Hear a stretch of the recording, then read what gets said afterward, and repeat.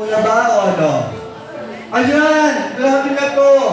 Hindi po tayo iiyak. Kung lumuwang na tayo dito, ito ay tears of joy. Bawat matak ng luha, hindi lahat ay kaulugan ay kalungkutan. Ito ay pasasalamat na maraming mga alaala na napakaganda na para pasalamatan. Kaya kayo napapaluha. Lahat ng luha ay hindi lagi masakit. Okay! Sino po ba? Sige, pwede po kayo matabatotik. Taray, matabatotik. At sino po mauna? At sige po. Ayan, mauna po ang tama lang po ang pera. Okay, yan. Ay, okay, yan. Sige po, pangalan po muna. Ako po si pangilang anak para yan. Hello, ako po si Vic, second daughter ng ating birthday celebrant. Na may ipon, nakakahalaga. May ipon. Na may account ko mga 4 na bank. Boss, kakatawa natin yan. Ayan, ganyan simula po ngayon sa my birthday, mga anak, di ba ang namin nag-birthday? Sinasabi na po yan, ako po ang pangalawang anak na may lote po sa Tansa Cavite, Santa Rosa, Laguna, hindi katulad ng isang kapatid ko na sa nanang bahay, buwan pa. May kotse, pero wala pa, hindi pa nahulugan. Joke lang po. Tama po, mensahe po. First, mag-thank you po sa inyo sa pag-take ng time to come here. I know it's a weekend, Saturday, traffic. So, thank you for coming, everybody. And ang message ko lang sa mama ko, syempre, iiyak na ba tayo?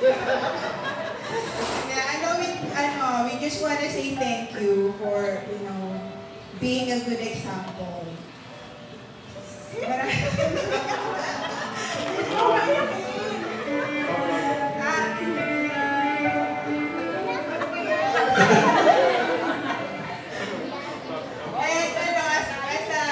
As a daughter na nag-start ng aking sariling family.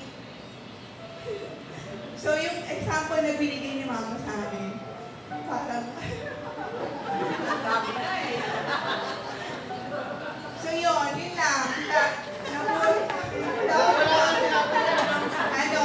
She's a very strong woman. So nung nawala si Papa, siya talaga yung gamitin mo yung shawl mo. So nung naan siya, naging byuda. So syempre, kailangan namin mag-step up para yung family, ganun pa rin. Yung finances, yung emotional side ng family. Talagang marami siyang naituro sa amin. Although hindi siya masyadong vocal sa mga gusto niya sabihin, pero sinushow niya sa example. And being a mom, and we, yung family namin, talaga namang nagpapasalamat sa kanya sa mga aral na tinuro niya sa amin mula nung kami mga bata pa, sa talagang pang-maalala ko na. Kaya nga tumanda na kayo. Kaya kami narating namin yung stage ng buhay na to kasi sa support at pagmamahal niya. So, kita naman sa presence nating lahat, andito tayo para in our own little way, magpasalamat sa kanya at sabihin na importante talaga siya sa atin. So yun lang, I love you, Ma. Sana yung humaba pa yung buhay mo kasi you deserve all the happiness in the world. Marami kang pinagdaanan, maraming mga hirap, temptation.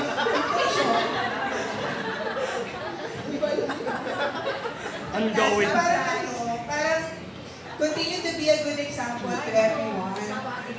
Yung age mo na 70, parang na yun blessing na yun, parang kung mararating man natin yun, parang wow, di ba? So sa age niya na yun, happy lang siya.